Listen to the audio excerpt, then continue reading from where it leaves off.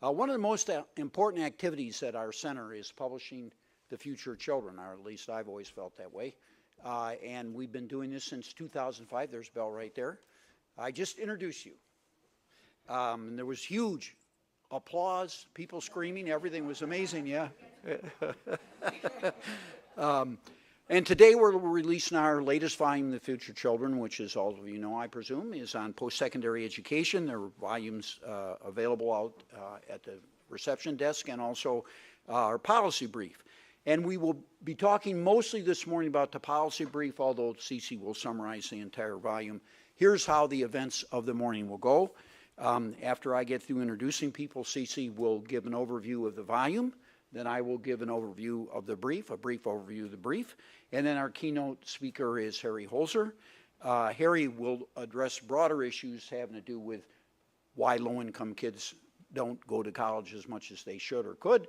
And even if they do go, they often drop out and so forth. So he's going to give a much broader perspective. But we'll focus on the question addressed by the brief, which is how could we help kids through preparing them academically better for college, and we'll talk about that a lot today. Then we'll have a brief discussion, and we'll give the audience a chance to ask questions of Cece and Harry or anything that comes up when we discuss. Then they will leave without a break, and we'll bring up a panel. I'll introduce the panel at that time. They will each make a brief opening statement.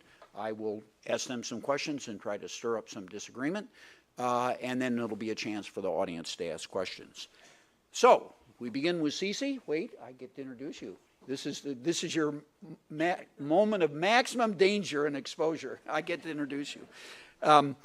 So Cece is the dean of the Woodrow Wilson School of Public and International Affairs at Princeton, and the two previous deans, Cece and the previous dean, were both editors of Future Children. So it's a wise thing to be the editor of Future Children. If you're at Princeton, so far no one Brookings has been offered anything, but we're waiting.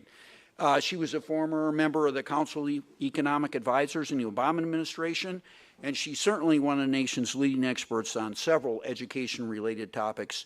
She's an economist that is focused on education. And she's a senior editor of The Future of Children, which she remained and continues to do and edited this volume, even though she also is a dean. And I just discovered going through my volumes last night that she edited the very first volume we did back in 2005, which was on school readiness, closing racial and ethnic gaps. I should also mention that Lisa Barrow, who's at the Chicago Federal Reserve, and Tom Brock, who's the new commissioner of the National Center for Education and Research, are also co-editors of the volume along with Cece. When Cece finishes, then it'll be Harry Holzer's turn. And Harry's a professor of public policy at Georgetown. He's also a fellow, fairly new, at the American Institutes for Research. And by almost any measure, I think people would agree that Harry is one of the leading labor economists in the country. I do have to tell you, though, that a recent study at EPA showed that if Harry would stop publishing, vast forests would be saved. Cece. Thank you, Ron. So it is my pleasure and my role today to give an overview of the volume, which, as Ron mentioned, was co-edited with Tom Brock and Lisa Barrow. So what I thought I would do is I would start with some stylized facts. I don't want to spend a lot of time on them, but they set the scene for the volume. So I think many people are familiar with the fact that when we think about educational attainment in terms of post-secondary schooling, in the U.S. we've seen vast increases in the numbers and proportion of young people going to college. In fact, in 1960, about 45% of young people went to college, and today it's about 70%. What this graph does is it normalizes the percentage of the population that's going on to, has different levels of educational attainment in 1992. And you can see the purple line at the top is the proportion that has an associate's degree in 2012, and that's an increase of about 60% over those 20 years. You can also see the proportion that have a bachelor's degree, just a bachelor's degree, or who have a bachelor's degree plus. It looks like a minus, but, or that's a plus sign, actually. And so if you just look at the top four lines, the some college is sort of trending about keeping even. You can see that there's a growing percentage of individuals who are going on to college. So when it comes to increasing access, you know, we've done pretty well there. Another stylized fact that everybody is painfully aware of is the fact that tuition and fees have been increasing as well. So this is just in the name of brevity. It just looks at public 2-year and public 4-year institutions. The red bar is the gross tuition, or the sticker price. The blue bar is an estimate of net tuition. You can see that in both public 2-year and in public 4-year institutions, tuition has grown substantially over the last 20 years or so. You can also see, and that's true in the not-for-profit sector and in the for-profit sector, but you can also see that the net college price and net tuition has grown much more slowly. A point that we try to emphasize in the volume, a point that doesn't get enough attention, many people don't understand, but is really what's very important for students. That said, we have to acknowledge that tuition prices have been increasing over the last 20 years as well. So along with that, we've had increases in student debt. So what this is the percentage of students who are borrowing by the type of institution they first attend. So you can see that about 40% of students who start in a 2-year, and this is how many have borrowed after 6 years. So about 40% of those who start in a 2-year public institution borrow after 6 years. If you fast forward, if you look at, I shouldn't fast forward, if you go to the public 4-year institutions, currently it's about 60% have taken out any money to borrow for their education over 6 years. And if you look at the private for-profit sector, it's almost 88% in the most recent year, which is 2009, over 6 years, that have borrowed. So you can see that more students are borrowing in order to pay for parts of their post-secondary schooling. And if we look at the amounts that they're borrowing, you can see increases there as well. So those that borrow for public 2-year institution, not surprisingly, borrow the least amounts because the tuition is obviously much lower there. Well, maybe not compared to the private for-profit, but that has to do with how much time they're in the institution.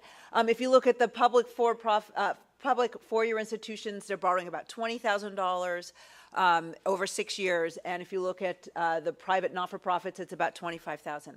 I think it's important to emphasize that these levels are not as great as what one reads in the newspaper typically. That most students borrow less than $50,000 over their 6 years, even though in the press they can make it sound like students are borrowing, hundreds of thousands of dollars to pay for their schooling. In the volume, we talk about the importance of student loans in the financial aid package, but also recognize that there have been some increases, and it's rightfully individuals are concerned, especially that students may not fully understand what they're doing when they take out their loans. The last stylized fact that I wanted to talk about has to do with completion. So while we've done very well on access, our rates of completion are not quite as stellar. So what this is percentages of individuals that have achieved certain levels of educational attainment after 6 years by where they started. If we look at all students, about 50% of students after 6 years have not completed a credential or a degree. And that varies by sector, with the largest percentages among those who start in a public 2-year institution. And this is part of the reason why much of the public policy focus has been on improving completion of some form of certificate or associate's degree. They don't have to go on and get a medical degree if you start in a 2-year institution, but for them to have completed some sort of credential in a 2-year institution, that has been a lot of the focus. I know the Obama administration has been focusing a lot, and many others. I think the Gates Foundation is focusing there as well. Where does this leave us? So I think I sort of summarize here on this slide 3 challenges in post-secondary. One is that our completion rates are lagging fairly far behind our enrollments. 2, we have a high and rising cost of the price of post-secondary education. And 3, we have, along with that, rising levels of student debt, which leads some people ask whether college is worth it. But I think the more academic way to put this is it possible for us to preserve our gains in access and maybe even improve them, if that seems right, improve student outcomes, and still keep college affordable? And I basically want to say that this is the kind of the question that lurks behind all of the papers in the volume that we're releasing today. So in the volume, what we have is I feel like I should. So we have an overview of higher education over the last 30 years. which really sets the scene. We have an economic analysis of whether going to college is worth it. And an economic analysis, it's important to remember that we economists, we look at income and other labor market outcomes, but we also recognize that there are many other benefits to going to college as well, and we have to keep those in mind as we're asking this question. We have a paper that addresses financial aid policy. We have a paper that addresses student supports, developmental education, and other supports such as childcare, mentoring, tutoring. A lot of the reason why we're concerned about the student supports and developmental education is many students come to college not prepared for college level work. And so we have a paper on that transition from high school to college. That's really the focus of the policy brief, and so I'm not going to say as much about that going forward. We have a paper that looks at for-profit colleges. They are the newcomer in this arena. About 1/3 of the increase in college enrollment over the past decade has been in the for-profit sector, and so we have a paper that looks at them. What do we know about them specifically? E-learning in post-secondary is all the rage. In fact, in a couple of weeks at Princeton, we'll be doing what we call our practitioners conference. You're all invited to come, where we will be focusing on technology. And then finally, we look at the big question that people are asking, which is part of the role of technology, is can we improve efficiency in higher education, which is to say, can we get better outcomes for the same price, or at least get the same outcomes for a little less? So I'm going to just very quickly talk about what some of the key points of some of the papers, and then I'll turn it over to Harry. So first of all, if we think about that first issue about completion lagging enrollment, what are some of the factors? So in the volume, especially in the paper by Eric Bettinger, Angela Boatman, and Bridget Terry Long, they look at remedial education or developmental education. We spend about $3 billion per year on developmental education, and these, again, are the students that arrive at college or at a post-secondary institution not quite prepared to take those classes. So inadequate education has been highly correlated with completion, inadequate preparations correlated with completion. And so, many people, we invest a lot in trying to get students up to speed quickly. The rub is that when individuals have evaluated the effectiveness of developmental education, which is to say, if we take two students that are basically got the same level of preparation, put one in developmental education and one not, and they do this, no one's going to really go for a randomized experiment in this space, at least I don't think anytime soon. So instead what they take advantage of, and they summarize literature where there are cutoffs from a pretest. And so they look at students that just pass out of taking developmental education and students that just don't pass, and where it's sort of random, did you get your cup of coffee before you take the test or not that morning, as opposed to the underlying preparation, and they compare the results of those two students, one that's placed in developmental education, one's not. The result is, in this literature, the results are really quite mixed. And whether the effectiveness of developmental education depends on the institution, on the state, the type of student, the type of program, such that it's very hard to generate an average assessment, an overall assessment of the effectiveness of developmental education. They argue that probably the promise of more effective developmental education means it needs to be a little more accelerated and needs to probably combine developing basic skills along with college material, so college level courses. But really, this is a space where we need more experimentation and more study. We also talk about student support services. This is in terms of tutoring and childcare. Again, this is an area that many people believe should make a big difference in terms of student completion. The evidence here is not as big as we would like, meaning we need to have even more study, but the evidence we do have suggests that it's not that, it hasn't been that effective, or if I want to be more charitable, say it's been mixed. But it's not a slam dunk that providing more support services helps students. Again, I think this is a call for for innovation, and for us to learn new ways to deliver the support services. Why aren't these working? And for us to experiment and study. And finally, in our paper on financial aid by Susan Donofsky and Judith Scott Clayton, they really highlight that there's a lot of aid available. We pay about, or the federal government spends about $37 billion a year on Pell Grants. They serve about 9 million students, and that's just Pell Grants. And yet, the process by which students apply for this aid is just so complicated, and there's some good evidence that when it's simplified, it helps student access and completion. So the next part, and really a lot of the nugget that I think puts post-secondary education at crossroads, are the rising costs. So what are the source of these rising costs? Well, one is decreasing state subsidies. So state subsidies have decreased by half over the last 30, 40 years, meaning that states have been forced to increase tuition at public institutions. That affects a lot of students. So that's one source. Another source is that what they call the cost disease, which is a very labor-intensive endeavor. And as the wages that are paid to skilled workers goes up, so in higher education they need to pay their faculty more as well. So we're looking for ways to be able to use more capital in exchange for some labor. In other words, can technology help to break or bend the curve in terms of increasing costs? So this has been the focus of much activity in recent years. In a paper by Brad Bell and Jessica Fetterman, they review the evidence.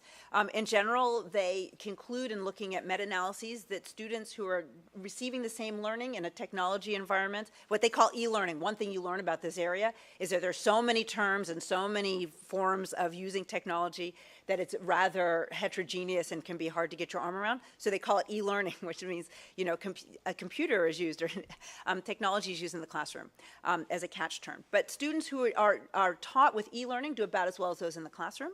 That's one question that one might have.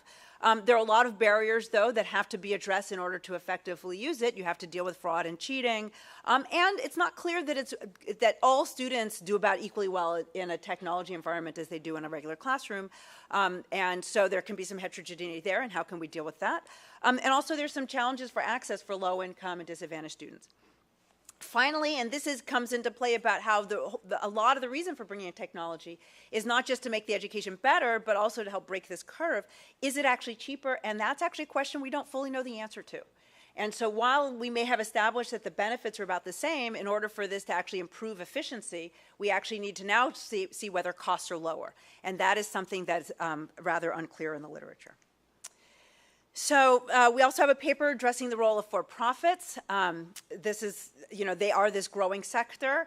They have a lot of advantages. They're nimble. They tend to be very responsive to the needs of the students and the private sector. They tend to serve more disadvantaged students, those who otherwise don't have a place even in our public institutions. And they've been very quick at adopting new technology and innovative ways of keeping students on track and helping them get through their programs.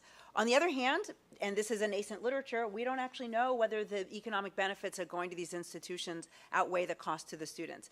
They are so heavily reliant on federal student aid that this is an area where the authors David Deming, Claudia Golden, and Larry Katz really argue there's a reason for having more federal accountability and federal oversight, because their business model basically relies on federal aid. So where do we go from here with my remaining minute? When we look at these crossroads, the other editors and I sort of boiled it down to three things that we came down to. Three things that'll get it solved and we can go home. One is, we think is obviously very important to start to develop a consensus on what it means to be college ready. This varies by state, and furthermore, even within states, you have the K-12 system, which often doesn't actually talk to the higher ed system. And so what the K-12 system is delivering for its exit may not actually meet what the level is at the post-secondary sector. So we need to have a shared understanding of what it means to be college ready, and Secretary Duncan adds in career ready as well, and I actually think if you drill down, a lot of those skills are very overlapping. We need more information about financial aid and the value of different college programs. If anything, it's important for students to make informed decisions. And that's a very appropriate role for the public sector, for the federal government and state governments. And we all need to have more information about this so that students can make good decisions. And finally, we need to, the cost disease is a real issue, and we need to, technology, even if it hasn't been shown to be literally less costly, and I think it's even, I think we still need to learn more as to who benefits or doesn't benefit from the use of technology in the classroom. I think we need to be developing and studying the uses of technology, and so we can find other ways to help slow the rate of growth. So that is where we left it. Thank you. And thank you.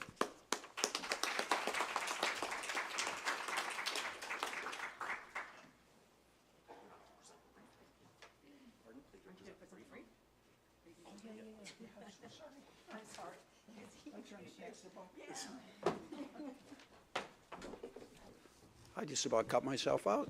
I'm used to that, but usually I don't do it to myself. You guys supposed to come in here and do the, I better not touch this. All right, so my guess is we can do that.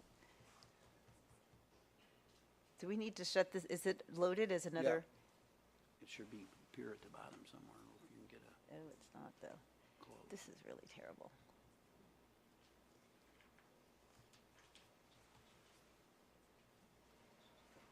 Thank you. Speaking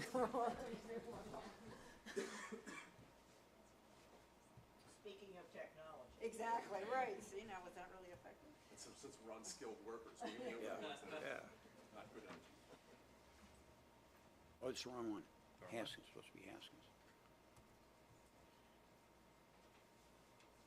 That it? Oh, there you are, right there in front.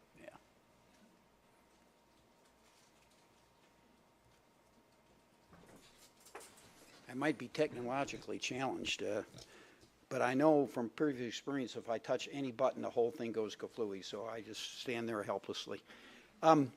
So our policy brief, we had a lot of discussion about what to pick as a topic, and Bell and I for years have been concerned, of course, and our center primarily addresses the needs of low-income kids, and we have become convinced over the years, not everybody needs to go to college. The big recognition that even Cece brought up, and it's addressed in the volume, but there are a lot of kids that could go to college, and it could make a huge difference.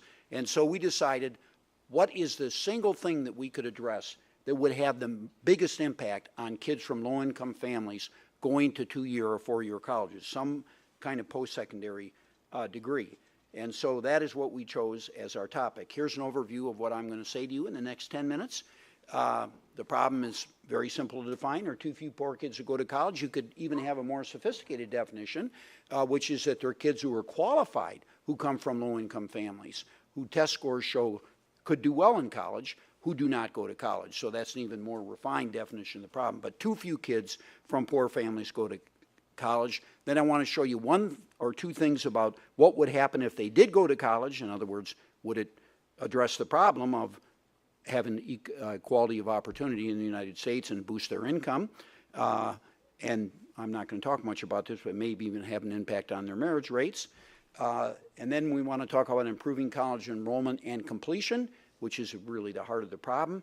We want to talk specifically about academic programs and what they're like to try to prepare kids for college so they could do better, be more likely to qualify and do better once they get there. And then we want to talk about our plan for improving these programs. So this is one of my favorite charts. This shows at the top, I'm not sure if this will show up. Somehow it doesn't work on that screen. So the top two bar graphs are kids from the bottom fifth of income. So their parents are low income, and the top is kids from the top 20%. So roughly speaking, over $100,000. The bottom is roughly speaking under $20,000. And then below that, you have starting all the way at the bottom, you have the very bottom quintile and all the way up to the all five quintiles. And the blue bar is, did they enroll in college?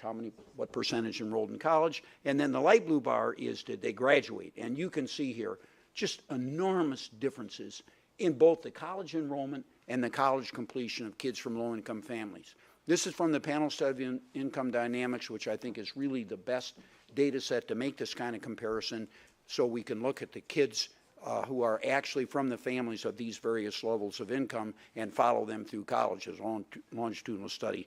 So this is a brief and complete statement of the problem. We do have a big problem, and we're a nation of equality of education opportunity. Don't forget that. And we're a nation where all men are created equal and they can do well and so forth, and yet look at this college attendance.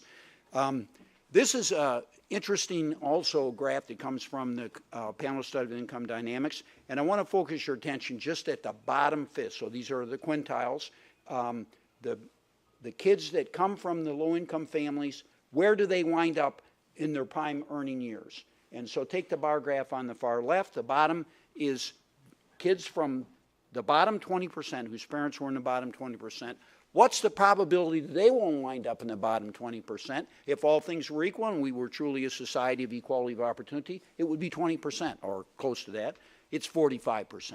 So more than twice as, the odds are almost twice as great. And now look all the way at the top. and you can see only 3% make it to the top. Now what happens if they go to college? And the answer is, if you look over in the second set of bar graphs, look in the first bar graph, the probability they wind up in the bottom falls from 45% to 10%. The probability they make it to the top jumps from 3% to 10%. So these are just really enormous effects. If we could get more of these kids to go to college, the argument is that they would be much better off, and so would society, because we would have a more productive economy. Now, why don't they go to college? And this is really essentially the argument. I've already given you a little bit of this, but the argument about these kids just are not ready to do the work. So these are scores on the NAEP, the reading achievement in grade 12, and the light bar graphs are kids who are eligible. In other words, they're poor because they're eligible for food stamps. So this is kind of a broad definition of poverty. And then the kids who are not eligible. And as you can see, the NAEP scores are basic, proficient, and advanced.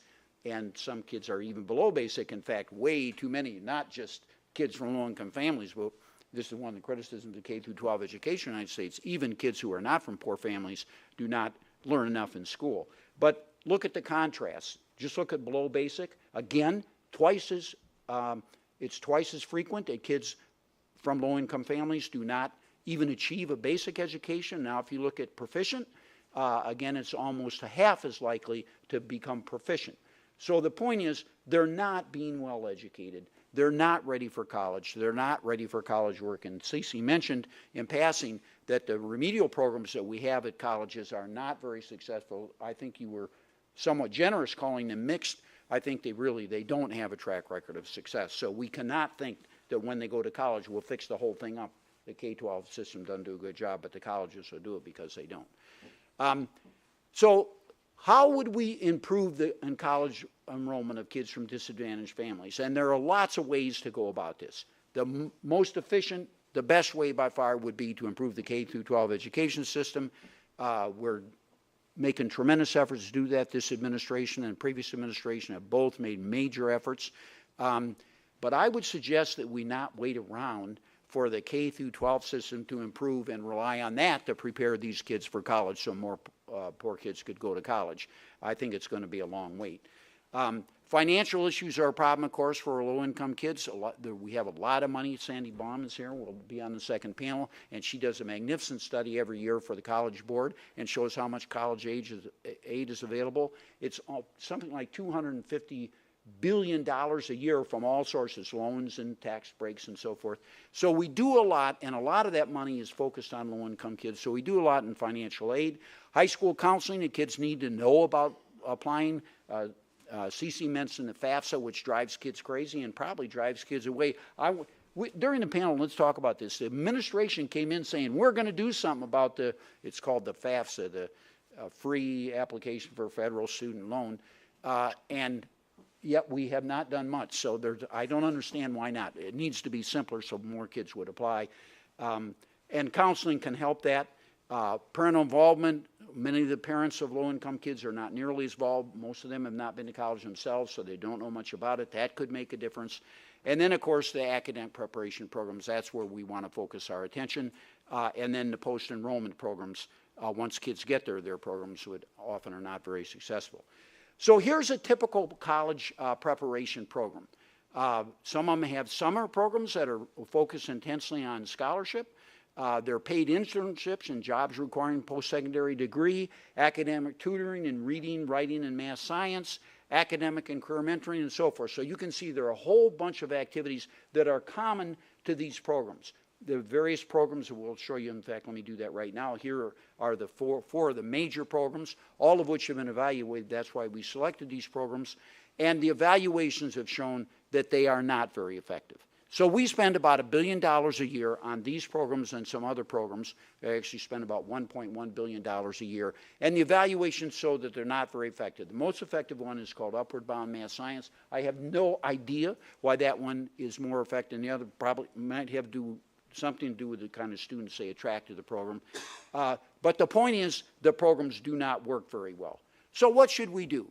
The first thing that I want to note, and I'm going to discuss this with Cece because she was actually involved, the Obama administration has been more focused on evidence-based policy than any other administration we've ever had. They have 6 major evidence-based initiatives, which I think are extremely important. They're a good way to improve the quality of our social intervention programs and to know when they're not working so we can improve them. And these college preparation programs that I just showed you fit perfectly into the Obama mold of being able to use that money more effectively. In fact, this is one of the major goals of the administration. So that is what we would do. We would create a new competition. The best way to do it would be to put all the money in a basket and let the Department of Education have guided by the White House, have a lot more say. Now, the Congress might not like this too much, but the idea would be to do research and demonstration, and all the people that currently get the money is all now competitive in these various buckets that I just showed you, and so that would stay the same. They would be eligible, but they would have to compete, and they would have to compete based primarily on their abilities to affect the outcomes we're looking for. In this case, increase enrollment and increase graduation rates. So we would create a system that we could do that, and we would be much better off as a nation. We'd help the low-income kids a lot more. They'd be more likely to go to school and be more likely to compete. And the administration already has great experience doing this, so I think this would be a great way to spend the money. I know it's controversial. There'll be a lot of people who get the money now who will object, and we always have this kind of conflict in our society when you have competitive grants or some people are not too competitive. And in order not just to get the money, but to keep the money, you would have to continue to be effective, and the administration would put systems in place to evaluate that on a periodic basis, and you would have to continue your effectiveness or you could lose your money. By the way, we have done that basically with Head Start, and we don't know yet if it's going to work, but it's really a radical approach, and I hope we do it more, and this would be a perfect place to apply it. Do you agree, Harry? Sort of.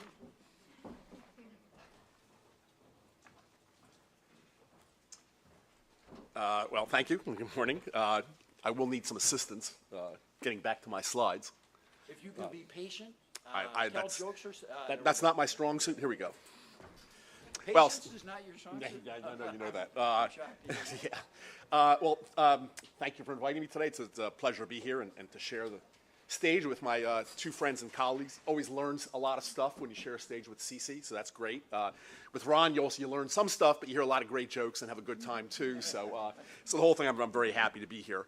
I'll try to do these three things. Again, I'll review the issue of higher education and disadvantaged youth, and that will repeat some of what you've heard already from Ron and Cece, so I'll try to do that quickly. I'll make a few comments on the volume and a few more comments on the policy brief by Ron and Cece on the TRIO programs, and then just try to put some broader policy issues on the table, other things to think about when we're worried about this. So the dimensions of the problem, and again, we've heard some of this, is it a problem of college access or completion? It continues to be some of both. Is that 2-year or 4-year schools primarily? You'll see that it is some of both. Is it mostly because of the personal characteristics of the students and their preparation and achievement levels, or the quality of the institutions that many of them attend? It turns out to be both. There's a very strong correlation that doesn't show up in these numbers, but the higher the quality of the institution as measured by total expenditures, average SAT scores, the better low-income kids do in terms of finishing, even after you control very carefully for all their own characteristics. So matching them, trying to match them to better institutions is actually part of this problem. And then a separate issue you don't hear as much about in these conversations, I think the labor market value of whatever it is they're completing has to be on the table as well and considered as well. It's not obvious that a lot, especially disadvantaged kids or other kids in general, are making the most optimal choices of field when they go to college. Many of these people, by the way, are not interested in the traditional liberal arts degree. They want to get ready for the labor market. And in fact, it's not obvious that they're getting the appropriate guidance to make well-informed judgments on that. So we shouldn't worry just about completing something, but whether people are completing things of value that will, in fact, be rewarded for them down the road. But let me focus on the first three issues, and this is very small print. Somehow I imagined that the screen would be more like this than like that. So if you can't see the numbers, you'll have to trust me to tell you. These are numbers from the NELS data in 2000. And the NELS data was a cohort of 8th graders in 1988. So by 2000, they were about 26 years old, about 8 years out of high school.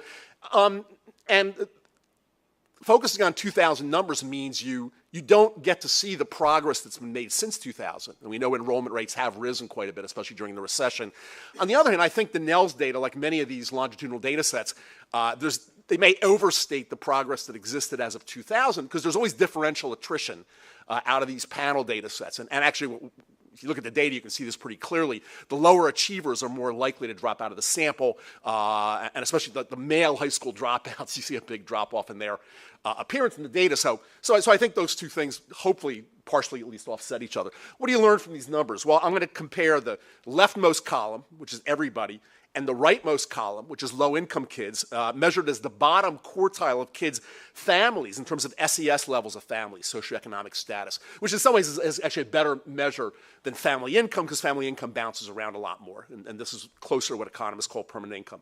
Okay, what do the numbers show? The first two rows are for kids that either don't finish high school or do, but don't go on a community college, don't go on any college. And the data show overall, in these data, just over a quarter of kids don't go to college, which means that close to 3/4 do out of the overall sample, but out of the bottom SES kids, it's only about a half. That's a really big difference in college going and college access, a half versus 3/4. So access does remain part of the problem, even though I think Cece's right, we've made some progress since then. The next three rows look at data from two-year colleges and whether you go and don't finish anything or get a certificate or get an AA degree. The good news here is that you actually don't see big differences across race, gender, or between SES groups. The numbers, the patterns are pretty similar. That's the good news. The bad news, if you take out the certificates, and I think certificates matter, they have labor market value, but if you take those out for a second, everybody's completion rates at community college are pretty low. For everybody, they're in the sort of 30 to 40% range. This has been documented with other data sets. Tom Bailey at Columbia and other folks have shown this as well. Community colleges have really low completion rates. This is not because kids go there and then use it as a springboard to go to four-year, because those kids only show up in the bottom three rows here. Completion rates for young people remain very low at community colleges, and that's something we have to focus on and talk about. And then, of course, the last three rows look at four-year schools. Here you see the leftmost column indicates that about 30% of young people are getting BAs, and that number's gone up a little bit since then, out of about 45% total at a 10. So that's about a 2/3 completion rate, 8 years out of high school. You look at the rightmost column, the numbers are dramatically lower, less than a third. So if 2/3 are completing for the overall sample, less than 1/3 of the low SES kids are completing, an enormous difference in completion rates for the people that make it to four-year schools. I've graphed the completion rates for the three categories of two measures for two-year and then the one for four-year. And again, for all the different groups, including low achievers in the last couple of columns. And you can see dramatic declines in the fraction completing the four-year schools in the rightmost bar, again, for the low SES kids, and even more for the low achievers, especially low achievers in math. So it really does support the notion that Cece and Ron raised, and we know there's a strong correlation in these data between being low SES and being in the low achievement group. So that certainly sets up the issue that Ron and Cece focus on. But of course, we also know that for low-income kids, it's not just academic preparation. It's not just achievement. In these data, if you run very straightforward regressions, run regression on any measure of attainment or completion, you throw in the race and gender dummies, you throw in SES, you reproduce the differentials in these charts. Then you throw in the achievement measures in NELS, the test scores, courses taken, grades achieved in math and science. The race and gender differences almost all go away. The SES differences do not. They get reduced in magnitude, but a fair amount of SES differences remain even after you control for achievement as best you can. So other things are going on for this population. What are those things? Well, certainly financial costs and credit constraints. There's been recent literature showing that those things matter. Information is hugely important for these kids. And very recently, the work by Caroline Hawksby and Sarah Turner and also Chris Avery really demonstrates, especially high-achieving low-income kids very rarely make it to those really good schools where the completion rates and the success rates are much better. So information matters a lot, personal circumstances. Then the one I want to talk about more, I'm going to put this issue of the labor market on the table today several times. Detachment from the labor market, I think, reduces success rates for these low-income kids at these schools, not only because they have lower earnings maybe later in life if they're not picking the right fields of study, but if they're not well matched to the field of study, their completion rates are going to be lower. And there's been at least some indirect evidence that that's true. Most of these kids get very, very little career counseling and very little labor market information. What's going on in the labor market? What fields are actually hiring right now? What are the employment growth rates? What do the salaries look like 5 years down the road? Very little of that information gets to kids in either the 2-year or the 4-year schools. So I think their ability to make the right choices is limited by that. And there's one other thing I want to mention on that. The public institutions, the 2-year and the 4-year schools, even the private schools, have very little incentive to be responsive to the labor market in terms of what they provide kids to study. Everyone heard this anecdote during the recession. Lots of folks were going back to community colleges during the recession. The one thing everybody knew is that there's jobs in healthcare. So lots of people who might have even been laid off from other kinds of jobs would go back to community colleges wanting to study healthcare. And what you heard over and over again is that the courses would be oversubscribed and they couldn't get in. And we know that that's an issue about why a lot of kids don't complete their programs at the less elite schools. Often the capacity constraints, they can't get in to the course they want to. And if you say to the college administrators, why don't you respond more to the market? Why don't you expand capacity in these health tech classes? A lot of them are honest and say, I get the same subsidy from the state no matter what my kids take, whether they're completing or not. Those things are expensive. The instructors are expensive. They're, in nursing and other areas, the equipment's expensive. We really can't afford to do that. So improving those incentives, I think, needs to be on the table as well. Anyway, let me turn very quickly to the volume and the policy. The volume is terrific. I mean, it's really, it's a very, very strong issue. This topic is hugely important. Virtually every paper, great authors, great papers, very well written, very accessible, and completely up to date. So, you spend some time reading this volume and you really get much closer to the state of the art and the state of the knowledge, at least for someone like me, than I was before. So it's a terrific volume. The brief that Ron and Cece have written on the TRIO programs, also to me is at some level, it's very sensible. And it's straightforward, and I think I'm certainly sympathetic at a broad level. We're spending in the ballpark of about $1 billion right now on these programs. And on the one hand, $1 billion is not an enormous amount. When you look at the total public expenditure on higher ed, even total federal expenditures, it's about 2% of total federal expenditure. So it's a fairly small part of the total bucket. On the other hand, in the immortal words of Senator Everett Dirksen, $1 billion here and $1 billion there, pretty soon you're talking real money. I think that's true here as well. If you're going to spend $1 billion, let's try to spend it better. So I think that's the right idea. Before we move ahead with this, I just think we need to think through a couple of issues. And the first of all, probably the most important one being, if we want everyone to provide some kind of evidence based on outcomes, if not based on impacts, what's a realistic standard to expect from these different programs? What's the standard of quality? Now, most of these people are not going to do random assignment.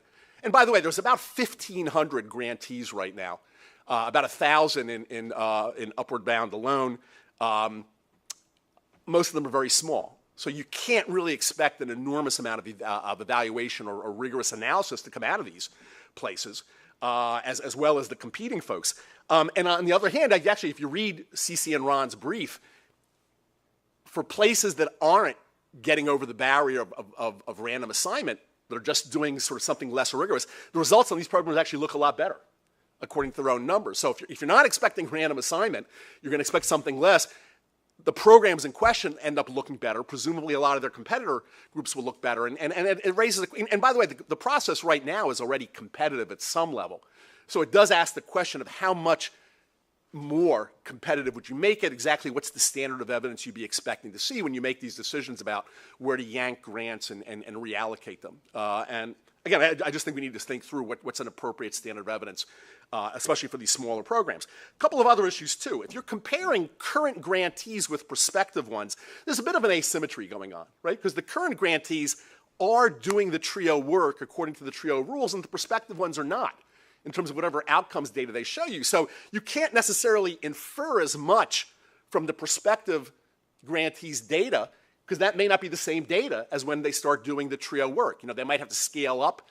If they get one of these grants, they might have to change their operating procedures to be in line with TRIO rules, and as opposed to the ones who have the current grant. So in my mind, I think of this like championship boxing, that if you're in a championship match, a tie goes to the reigning champion. I love using boxing analogies in otherwise academic work. Same thing here. You know, the challenger would really have to take it away from the current grantees very clearly on data. And I think we should acknowledge that up front. And one other thing about, certainly when it comes to random assignment, very often in random assignment results, there's no impact estimated, not because the treatment isn't effective, but because the control group is doing just as well. And that's problematic, because I think often people in the control group at these alternative services, so they're both doing fine. And the argument usually is, well, if the control group's getting alternative services, you don't need this new treatment in question. There's already plenty of stuff out there. I'm not always convinced that's true. You know, just because a couple of hundred of heavily motivated control group members went out and found alternative stuff, you can't necessarily infer from that that the stuff was widely available to everyone else. But especially in this case, you know, where the treatment in lots of cases will be the program you're evaluating, I think you have to be very careful before you kind of assume that everybody out there gets access to alternative services because the control members do. You know, these TRIO programs are the ones that will be providing a lot of these services. And you just have to think that issue clear before you make the assumption, no impact because the controls are already getting a lot of stuff. So none of these issues disqualify or are deal breakers for this. I just think we have to think through exactly what do we mean by evidence-based, what's the standard of evidence, you know, when you start reallocating who gets these grants and who doesn't. I have 1 minute left, okay. So if you start saying, okay, aside from TRIO, what should we really be focused on, which of course is what the rest of the volume is about, there are bigger fish to fry in this literature. As I think Ron said before, $37 billion on Pell Grants alone makes that in some ways a much bigger and more important program to think about. Total expenditures, I think in the overview paper said $160 billion. There's lots of other things to put on the table if we want to improve these access and completion rates. So I list all those topics there: financial aid, remediation, other issues. I think financial aid and remediation may be the two most important on this list. But the other thing I want to remind folks once again is labor market services and labor market information might be very important here. They might be very important even for all the programs that I list right above that. For instance, I was part of a Pell Grant study group that the College Board put together that Sandy Baum actually chaired, and we decided that maybe one of the best things you can do with Pell Grants, especially with slightly older students who are clearly on a career track, is provide them with labor market services that we know for other disadvantaged folks are cost-effectively provided, whether it's at the one-stop centers or somewhere else. We think there's a strong case to be made that people who have more knowledge would make better choices and might have higher completion rates. Also, if you think about remediation, I think there's at least two programs, the iBest program in the state of Washington and also the GED Bridge program to college and careers at LaGuardia Community College, where at least on the basis of outcomes and moderately rigorous evaluation evidence, it looks like those two things links to labor market services and integrating the remediation into actual training for labor market seems to make those programs work better. So I think the labor market stuff is very important. I'm just going to put the last two things on the table, and maybe we can talk about it later. Performance-based institutional aid. Should we continue to give subsidies to everybody regardless of their success rates? About half of the states are already moving in the direction of some part of their state-based aid being based on performance. You got to be careful when you go that way because you could create a lot of unintended consequences when you move in that direction, but at least something important to think about. And lastly, high-quality career and technical education. Should everybody go to college? Not necessarily, but everybody should have high-quality options in the secondary years. And I think some very important work has been done in the last few years defining what that would look like. So that's part of this discussion, too. Time for me to stop, and I look forward to conversation. Thank you. Thank you.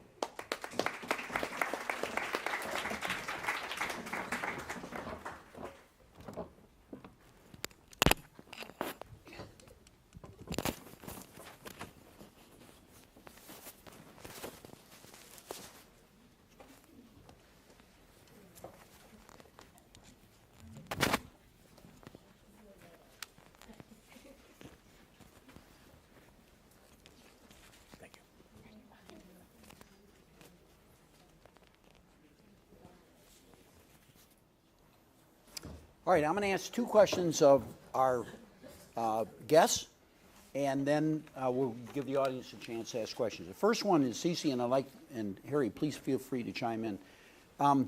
First, I want the audience to understand that this administration has made a major emphasis on evidence-based policy. All the things that Harry raised, we're going to talk about in just a minute because they are really serious problems, and we don't know the answers to them, but I think there's some hints out there. So what the administration did is they created 6 entirely new programs. The programs are funded with legislation they got through the Congress. They left themselves lots of flexibility in terms of implementing the programs.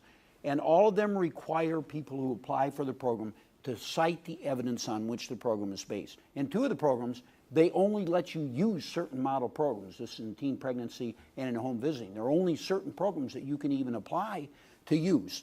So the administration is, first of all, intent on giving money to programs that are using high-quality programs to achieve whatever the goal might be. And then the second thing is there are very stiff requirements for evaluation. Not all random assignment, we'll come to that in just a minute. And so these 6 programs are up and operating. Some of them are in their 4th year. My colleague Greg Margolis up here, are you awake? Yeah, he's awake. That's good. A good example. We've interviewed 130 people, advocates and so forth, administration people on the Hill have been involved in this, and we can really lay out in detail how these things pass right up into the point of implementation. So it on paper, it looks great. When I looked at this area and saw these programs, I thought, this is exactly the kind of thing the administration wants to do, is to take areas where we aren't getting very good results, and we're spending, I realize $1 billion is not a huge amount of money, never mind Everett Dirksen, but don't you think this fits nicely? I mean, hopefully you're biased here, but I mean, what the administration is doing is important, and this fits perfectly into the model, and the administration has said over and over again that they would like to expand it and to apply this approach to more and more policies because we're not getting what we pay for. You're asking me if I agree with my policy? Yeah. Yes, I do. Well, now let me clue you in here. You were on the inside when it started, so you can Yes. give an insider's perspective. We would have been lost if you'd said, no, I don't agree. Well, the more interesting. No, I think that it really does. And I think that, obviously I'm an economist, I do evaluation, and I've always thought that evidence has an important role in policy. I don't think it's the only factor in policy. And I try to remind my colleagues of this because I think policymaking has, there are many factors that go into it. But I think it's a very important piece that often gets lost. And it's funny because the $1 billion cuts both ways. On the other hand, you're right, they're bigger fish to fry, but this would be hard enough to do, right? It's a tiny program, and it's very threatening to current grantees and to the current structure to think about moving towards a more evidence-based. So in some ways, by starting with some of these smaller programs where there has been some strong evidence to suggest maybe we need to look closer. We need to look more closely and to apply, I think, broaden the research base. I think that's one of the things we learned from the upward bound the TRIO evaluations. And also, at a minimum, look a lot more closely, not take for granted that we get the theory of the case for why these programs should work. But if the best evaluation suggests it's not working, we need to understand why. Now, Harry, you raise a good point. Maybe it's that the controls are getting equivalent services. That also does raise the interesting point about, well, then why do we need this one on top of that? And I don't think that means, I think you raise a good point, which is that, well, maybe some people are getting the same services that we just happen to stumble upon in this evaluation. But it's asking the right question, and it's helping us to better understand where we can get value added from the money. So I think, yes, I think this is a good example, and I think this is a good place to move. And Harry, on this point about what the controls are getting, I think if you look at the data that both of us showed, they're evidently not getting much. The whole population is doing so poorly, they don't get into school, they fail at enormous rates. So I don't think there's much going on out there that's really helping us with this problem. It's going to have to be intentional and designed. Do you agree with that? I probably do. I mean, I'm very sympathetic to the trend towards evidence-based work in the Obama administration. I think it's good. I've actually looked pretty closely at some of the Labor Department programs that we're giving out as part of the Workforce Innovation Fund. Right. They do look more interesting. They do look more promising, and we'll see if the evidence, if the evaluation evidence backs it up. But again, we want to think. This is different from most of the other innovation funds because here, you're potentially taking away from one set of grantees, you're reallocating. So that does make it is more like the Head Start. And I would like to learn more about what we learned from that exercise in Head Start. But there's other things I worry about. I mean, again, if you're doing this mostly on the basis of outcomes rather than impacts, that alone can create all kinds of screwy incentives for a lot of these grantees, right? Do they start creaming more? Do they start raising the standards in terms of who they let into? We know this, certainly from the performance standards in WIA and TANF. Folks do game their numbers to meet, if you put more. States would do that? I know you're shocked. Yeah. Just shocked. But the programs do that. They could raise the bar on the way in to improve their numbers, or they could lower the bar on the way out in terms of what constitutes a success or completion, if they have control over it at least. So again, even acknowledging that outcome data are not the best thing, you want to be carefully think about not creating adverse incentives for people to move away from the populations that you in fact care about the most. Right. Okay, you raised an issue. I'd like to hear what you both have to say about this. I think this is really an important issue, and not enough people have thought about it. Head Start would be a good example. Title I, many federal programs have an overall goal, and then they have hundreds, or in some cases more than 1,000 programs around the country. We are not going to do a random assignment on all 1,000 programs. So part of this technique, part of the strategy of making programs more based on evidence at the beginning and to make sure they're performing in accord with whatever model they're using to get the results they want, we have to deal with that. We've got to figure out what the solution is. What is the solution? What can we do so that we don't have to rely on random assignment for 1,000 studies around the country to know that the local programs are doing well? I would double down on the problem, which is that, Harry should have pointed this out, which is it takes so much time to do that proper evaluation that by the time you have your data, the people who are running it have retired, really, and they're it's no longer relevant. I think this is, in my own view about academic research and research in any of these areas, is that any one study is not dispositive. And that what happens is we try to put together a portrait and develop a general understanding of what works in a particular area and what are the factors which are bubbling up as being most important. And so I think what's most exciting and interesting about the push in the evidence base is to be putting together a broader base of the research, to be encouraging more innovation that we're testing on a broader scale, but then to be using those lessons to apply to those 1,000 individual grantees. I think we also want those individual grantees to be encouraged to gather data on their own programs and to be using those data to monitor, where did our students really go? Did our students, this is a little bit more outcomes, and I don't think we should do it in a way that makes it that's cream skimming is so important. But if a lot of them don't gather data at all. And it's because it can be difficult. You have to have systems in place in order to keep track. But I think we want to encourage them to be trying to examine their own programs in this way. But I think the really rigorous evidence is a broader picture, and that we use to infer about the components of an individual program. That's my 2 cents on that. First of all, I think the outcomes data are often very important just for management of the program. It really does, like you sort of say, it does tell you what's going on. It just gives you a better sense of what you're doing and what you're not doing. So I think encouraging all the grantees to do that, and that's low cost. So that's a plus, and that should certainly be done. It's just, again, when you come to making decisions about individual grantees, you don't necessarily have this picture. Although if you have this picture from many other studies, you can look at the program and say, well, are they generally doing what seems to work in that broader literature? And you can use that information on top of whatever outcomes data they give you to maybe make, on average, better choices than what you're making now. So hopefully that's the direction it would move. Here's a perspective on this, though. If Head Start is any example, this is going on in Head Start now. People are losing their money all around the country because they have, I won't say lousy, but I'll say less than quality programs. Challenged. And they're challenged programs. Okay. Here's the question, though.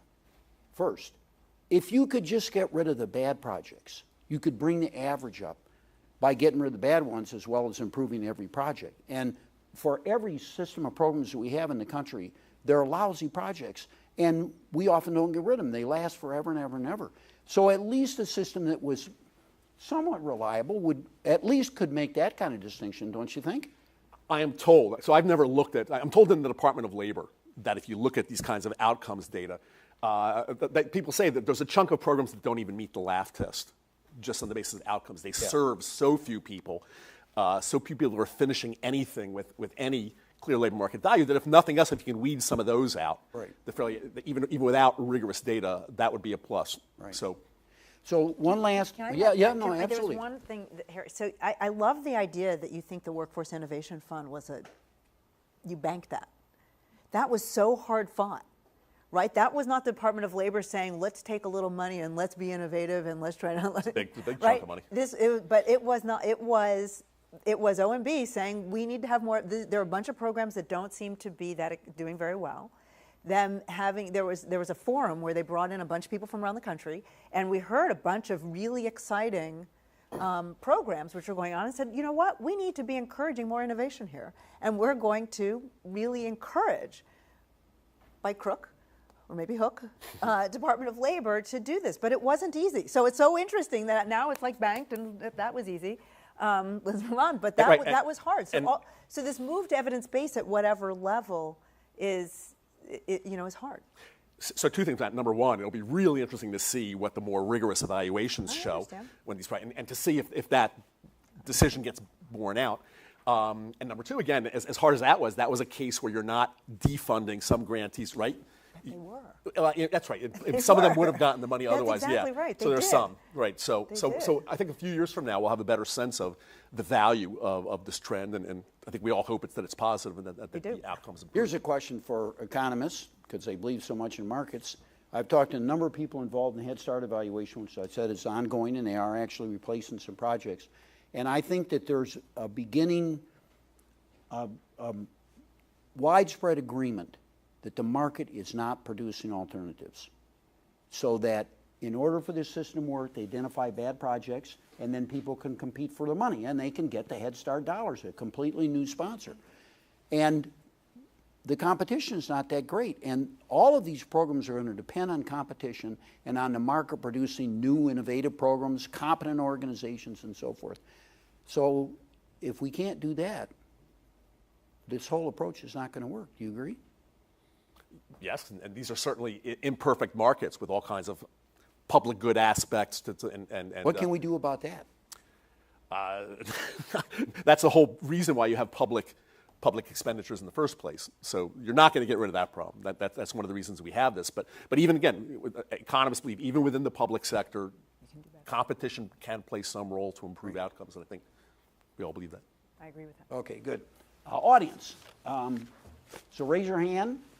Someone will come around with a mic. Tell us your name and ask a question. We don't want long statements, just questions, please. Yes, go ahead. Jeff Schwartz with Appalachian Regional Commission. I think evidence-based is good, but I'm not sure you're looking at the right evidence. I'll call it scientific evidence when you're looking at randomized control studies, but you're using a scientific approach in what is essentially a sociological venture. And I think if you want to look at all the evidence, most of the studies that are cited that I've seen in the paper do not look at the context, and they don't look at the individual in which who is participating in there to look at differences. So if you look at, for example, a federal TRIO program in Montgomery or Fairfax County, you're going to have different outcomes than you would in Washington, D.C. or Prince George's County, the same program. You've got to look at the context, the level of implementation. So if you're going to try to work based solely on the evidence, I think you need to broaden it, and I'd like to ask you, how would you gather that other evidence to look at context, to look at level of implementation, to look at differences in participants? I think your point is right. I mean, you don't want to have a set of standards that discourage people from taking on the hardest cases, the hardest to serve, or from locating in the hard-to-serve neighborhoods where we're achieving success. So somehow, more qualitatively, I think you have to gather that type of evidence and use that when you're interpreting the more quantitative. Well, I'm going to disagree with that a bit. You know, even the upward bound experiment was 5,000 students who were in the treatment and like 3,000 or something that were in the control. Do I have those numbers right? I think that's about right, yeah. And the point is a well-designed experiment. Basically what you're saying is we can't just do one randomized experiment in New York City and say, what does that tell us about a similar program in Appalachia? And I completely agree with you there. We call that external validity. But to say that you couldn't do an evaluation in, say, Appalachia and tell us what, compare it so that the students that are there, that receive this treatment, compared to those who are there who don't receive it, how effective is it? What that means is that for many of these programs, you need big evaluations. And that's why I don't believe any one evaluation is dispositive. What I'm saying is it doesn't matter whether you do the random control study in New York or Appalachia. If you don't look at the level of implementation in both places to make sure that the program is being faithfully implemented at a rather high level, and look at what else might be going on in other places that you're comparing to, So you're not looking at anything. Okay, so 2 points on that. One is implementation is obviously really key, right? You know, if a program is what some people in the business call the demonstration, where it's usually there's a high degree of fidelity to the original program, and you get one set of results. And the question is, what happens when you scale? And part of what happens when you scale a program into replication is the implementation may not be quite as good. Now, you're in Washington, D.C. You're valuing a bunch of grantees. The level of implementation or the quality of the implementation is something you're going to worry about, but it's something you can't fully control. I think it's still a fair evaluation to say, given the money we're currently spending with all of the warts and the brilliant places where it's implemented and the places where it's not implemented as well, what is it that we're getting on average for our money? I think that's a fair question. Could it work in theory is another important question, but then if not everybody's going to implement it well, then the question is, how do we get the people who aren't implementing it well to do better? That's part of the Head Start conundrum, and that's why people talk about quality in Head Start. I actually think, I mean, if you have a good evaluation, multi-site, where they do pay attention to the implementation, you get some insight. I'm more worried about your question, not on the random assignment studies, on the outcome-based study that determine who gets it, because that's where I think the numbers can be either gamed or hugely affect on the context matters enormously for those things, and that's where I personally would worry about it more. And then also, it tends to go for the silver bullet theory. If you do a couple of randomized studies and say, well, it works here, here, and here, then it must work well everywhere. But what do you do about a program that might be unique, whether it be the maniac with a mission who just makes sure that every kid is successful? I think part of the answer is they still have to produce results, and we have to evaluate the results. There does have to be innovation, and the administration has, I think, brilliantly solved that by giving 3 levels of grants for these in these instances that I described to you. And the lowest, wait, let me finish. The lowest level are programs that don't have strong evidence. They're good ideas. They're innovative. They're promising. They may be based on some research finding. They have a good theory and so forth. So some of the money is always spent there. So you accommodate innovation. Let's go to someone else who has a question. Yeah, go ahead. Can I say one thing? And I think this is also why evidence can't be the only part of the decision. I think it's an important part, and I think I don't think we include it enough. But I think this is exactly why you can't just have a number, scorecard, and just simply, use that one number. Another question in the back there? Yes, Carol Schneider, Association of American Hey, Colleges. wait till you get the microphone, please. Carol Schneider, Association of American Colleges and Universities. I was flipping through the book as you were making your earlier presentations and came to a cogent description of one of the most fundamental problems with the whole emphasis on productivity and the term you're using, outcomes. And it has to do with that we don't even have a framework to look at whether the productivity is actually getting at quality.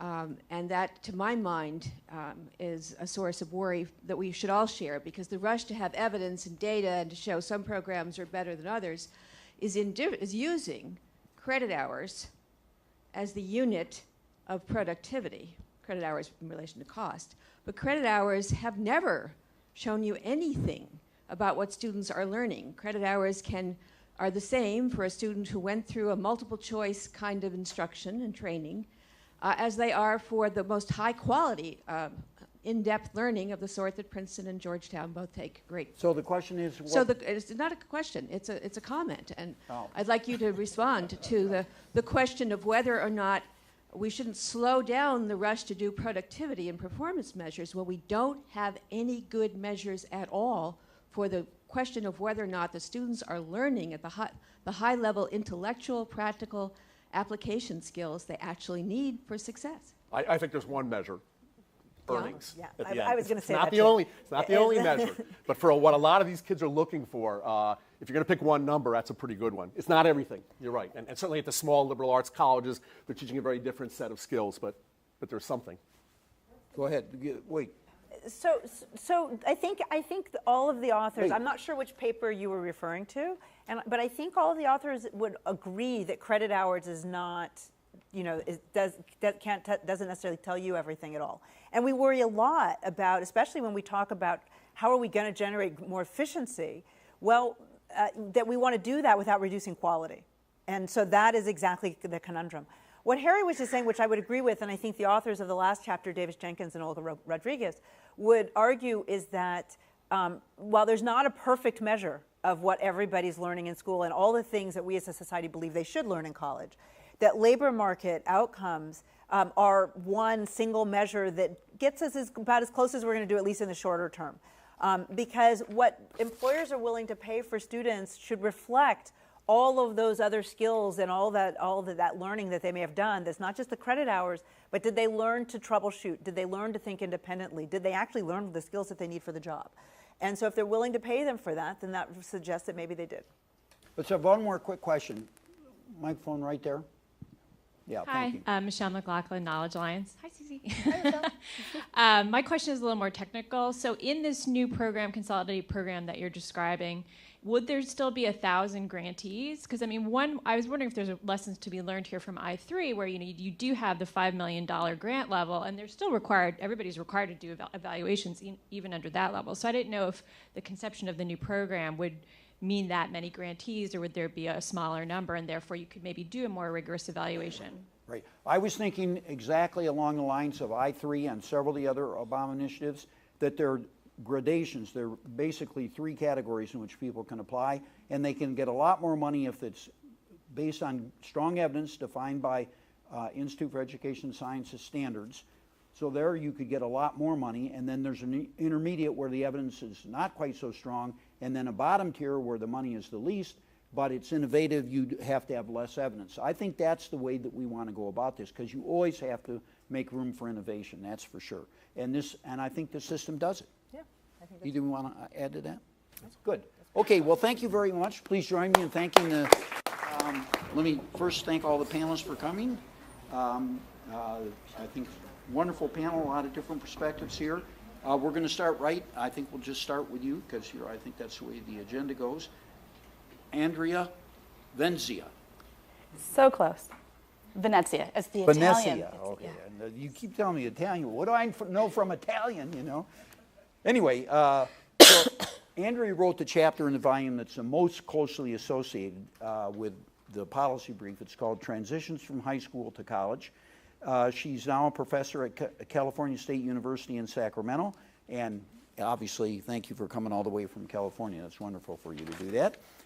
Next, Sandy Baum, who's a regular here, I feel like, and great to have you back. She's a senior fellow at George Washington University Graduate School of Economics. I mentioned she has this consulting relationship with the College Board where she compiles all these numbers. For any of you interested in this stuff, these are really great publications. And she was the co-author of the summary chapter in the volume that's called An Overview of American Higher Education. And I have to say that chapter, if you were going to read one thing and you want a good introduction to issues in post-secondary education, you could not do better for a short investment in time than that chapter. It's a wonderful chapter. And then third, Beth Akers, who is here from Brookings. She's a fellow in governance studies here at the Brown Center, and she's an expert in education finance. So let's just start with Andrea, and they'll have brief opening statements. I'll ask some questions, and it'll be your turn. Okay, great. I'm assuming I should stay here because I have. Yeah, no. We Great. want to stay here, yes. Great. Okay. Well, thank you very much. It's an honor to be here. And Ron did ask if I could try to play a bit of a devil's advocate, rile things up, which I will. This is what they say before they slam you, so. Right, which I will try to do, although you are not usually the people who I would try to pick a fight with in the field. So thank you for giving me this opportunity to talk. And I do think this is a very timely conversation to have. I think the issues being raised are very thought-provoking. I think the new demands on high schools with the Common Core and other efforts around providing better opportunities for a larger percentage of students to be ready to succeed after high school in some form of post-secondary education and or training, that raises the opportunity to rethink the mission, the depth, the breadth of pre-college outreach programs. When these programs were started at the federal level, they were focused on access entirely, and that was appropriate given the era. And now we're doing access and success. And I don't think we've done the job we need to do to help the programs reposition in this new context. So this gives us that opportunity. And I think it's appropriate to be talking about cost and quality and evidence. We have scarce dollars. We have tremendous needs. These programs help about 7% of the eligible students. So given this current environment, what do we invest in and how do we invest are critical questions. So now I'll get to the stir it up bit. I'm going to focus a lot on some nitty-gritty implementation issues that I think are really important to think about if you want to do a radical shakeup. And some of these things have been mentioned. I think we need stronger outcomes from these programs, but I think what's confusing for me about the proposal is we don't really know how to replace them well yet. So we're saying we want to base them on stronger evidence, but we need stronger evidence on which to base new programs on stronger evidence. So we get in a bit of a circular pattern here. The proposal lists some promising, and using the words of the proposal, some evidence of success with mentoring and summer programs and tutoring and helping with financial aid and helping with academic preparation, college knowledge-related investments involving parents and so forth. Well, those are exactly the same strategies that current programs use. So I'm unclear what would be asked of an entirely new set of programs in terms of the heart of their work with students.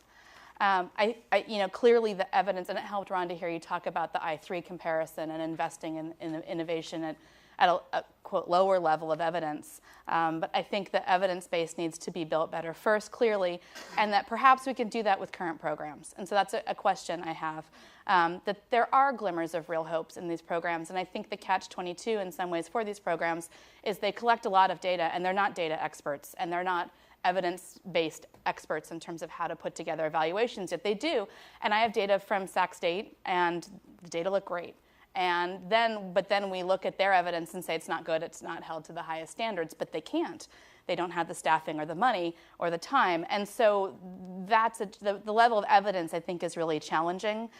Looking at the Mathematica randomized trial in Upward Bound, students who did not expect to complete a 4-year degree in their middle school years did enroll in college and finish their degrees more than did similar students who weren't in Upward Bound. That's a really promising piece.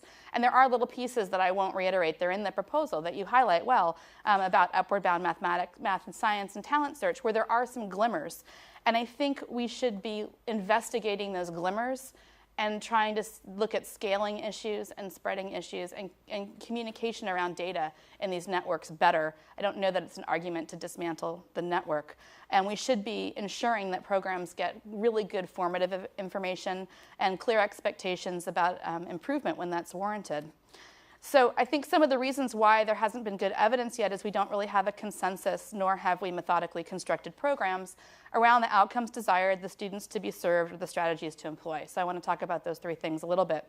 In terms of outcomes, again, we started on access, we've moved more to completion, and you've suggested that college enrollment and completion should be the outcomes. And I think there are also well-documented predictive milestones regarding college graduation that should be investigated in terms of providing a sense of common metrics in these programs and to help programs do course corrections. So for example, non-delayed entry into college, earning 20 credits. And Carol, I agree about the credit issue, if she's still here. And entering college without needing remediation, passing certain gatekeeper courses, continuous and full-time enrollment. There are a lot of predictive milestones we can be looking at to help these programs understand progression, especially if we're talking about middle school through college. This is a long time and a big lift. In terms of students, this has come up, but we don't have clarity about which students we want to serve.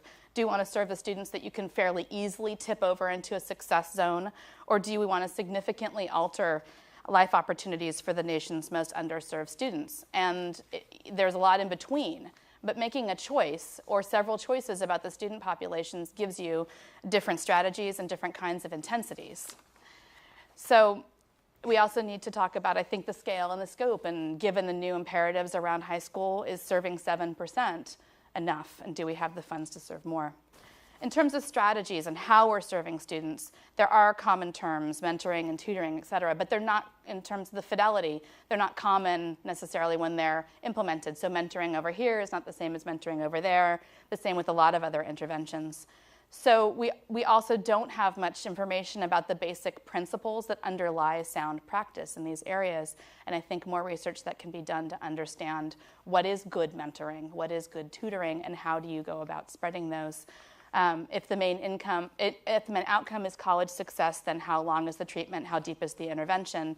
And ensuring that these interventions now go all the way through college, I think, is a really critical issue to investigate if college completion is the goal. We can't expect a year or two intervention in high school to lead to college success, especially when a lot of students are coming from high intense supports, perhaps in families, peers, and teachers and others, and go to broad access institutions, community colleges in particular, who can't give the same level of supports. So I think it makes sense to tap into existing programs for this knowledge base before erecting programs that should be evidence-based but can't be yet. And I've worked on the development of K-12 and higher ed partnerships from research and practice in terms of technical assistance angles for about 20 years. And as a lot of you probably know, they're very difficult to put together. The cultures don't mesh easily, and they're very fragile. And so if there are ones that appear to be working, I would beg that we support them to continue working and give them the evidence and support they need to do it better. And if ones aren't working, then they shouldn't be brought back to the party. Two other issues I'd like to mention. I know you mentioned a lot about the focus on academic preparation. We know that is a critical indicator of college success. But we're learning more and more that a lot of students are not ready to learn at the levels necessary if they don't have the metacognitive skills to calm themselves down, to focus, to bounce back in the face of adversity, to organize effectively, and so forth. And so we're starting to see that leading with academics might not succeed for students who aren't ready to learn at college prep and college level. And on the plane, instead of reading Vanity Fair or People, I read the Journal of Economic Perspectives. Good choice. Thank you. And I'm not an economist, but in the current issue, Cullen, Levitt, Robertson, and Sadoff wrote, and I quote, "The majority of high schools have sought to provide all students with academic skills from a primarily college preparatory and non-experiential perspective with limited non-academic supports. This emphasis is setting many high schools up to fight a losing battle because a high proportion of students from disadvantaged backgrounds lack the requisite skills to succeed with those strategies." One last big issue, the systemic versus programmatic nature. And there is evidence that students really need systemic interventions, the net of interventions, not just a programmatic intervention for this big lift to get larger percentages of students to succeed in college. And so, I think another implementation issue is if there's a new program, how does it integrate into existing structures and communities and with families? And Gear Up has a systemic focus, but it hasn't been evaluated on the right outcomes. And I think maybe we should evaluate it on the right outcomes and learn from that. So to conclude, I think this is an incredibly important window of time. The push for greater rates of post-secondary completion, as we've been talking about, to ensure that poor students and first-generation college goers can succeed is huge. And the pushback is also very huge in some quarters. And so I beg that the programs not be made more vulnerable to being cut, and that practitioners don't get weary of constant reform cycles. Unless and until all schools can provide excellent opportunities for students to learn and all post-secondary institutions can provide the courses and supports that students need to succeed, there are millions of students who need these services. So, can I have one last sentence? I'll cut out the rest. No.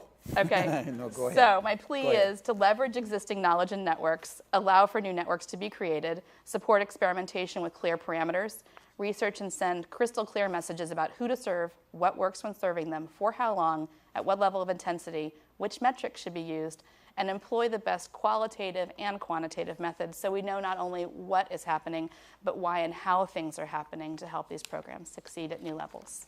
Thank you. Sandy Baum. So this is a challenging task to discuss a policy brief after this long discussion by the authors and very knowledgeable commenters and the audience. So that's good because now I can be brief because everybody said most of what I had to say. But what I think is that we should take a step back and first thank Ron and Cece for taking this approach. It's really too rare that we get really great researchers talking concretely about policies and trying to talk to the policy community and communicate about how we can really integrate what we know about research and what we know about policy. So I think this is a really important conversation. And I also think that they're stepping into a really challenging space because we're talking about programs to which people are very dedicated, and they're dedicated to these programs for very good reasons. And as everyone has said, the goal of increasing college access and completion for low-income students is a vitally important goal, and we have to figure out ways to further it. And because it's so important, all the more reason why just having that as the goal of a program is not a good enough reason to say it's a good program. And too often, I think, in policy discussions, we say this program has a good intent, and because it has a good intent, you shouldn't touch it. And if you really agreed with the goals, you wouldn't touch it. And that's just not right. We really have to look critically at these programs. And stories, inspiring stories of individual success, are just not enough. Those exist, and I think for the people who work on these programs, it's really painful to try to suggest that a program's not working when they see in front of them the stories of people for whom these programs have worked. That said, I think, as people have already said, we can certainly err in the wrong direction. And the whole idea of the gold standard of evidence, and that evidence is not worthy and should really not be taken seriously if it's not based on randomized controlled trials, is just something that we really have to push back against. We have to remember that the absence of reliable, compelling, indisputable evidence that something works does not mean it doesn't work, right? It means that we have to keep looking for more evidence about it. It means that we have to question it. It means that we have to not take it as a given, but that it doesn't mean that it doesn't work. And so I think that there's a little bit too much erring in the direction of concluding that things don't work because of the absence of compelling evidence that they do. And we do have to be willing to accept second best forms of evidence. And all the discussion about how these small programs are not going to produce all of this evidence is very important.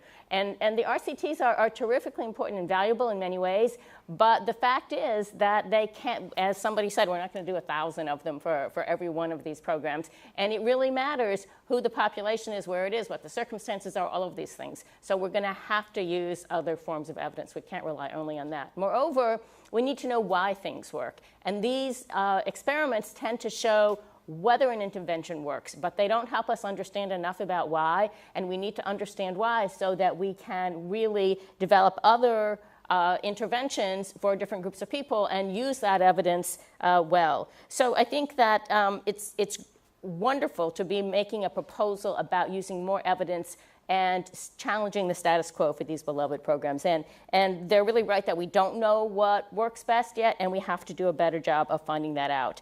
But we have to remember that these are programs that operate in the real world with real people under real and varied circumstances, and that it's always going to be true that we're going to have to use our best judgments in addition to the best scientific evidence.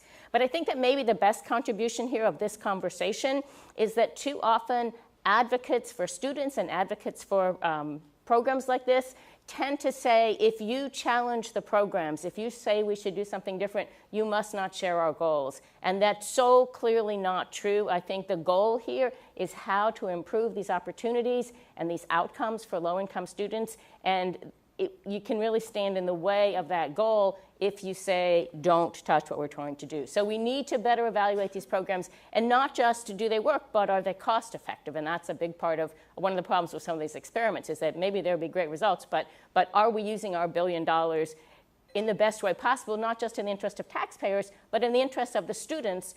And we all share that goal. And I think that carrying on this conversation and figuring out how best to require strong evidence for the perpetuation of these programs and for the development of new programs is terrifically important, but we have to do it in a flexible and somewhat open-minded way.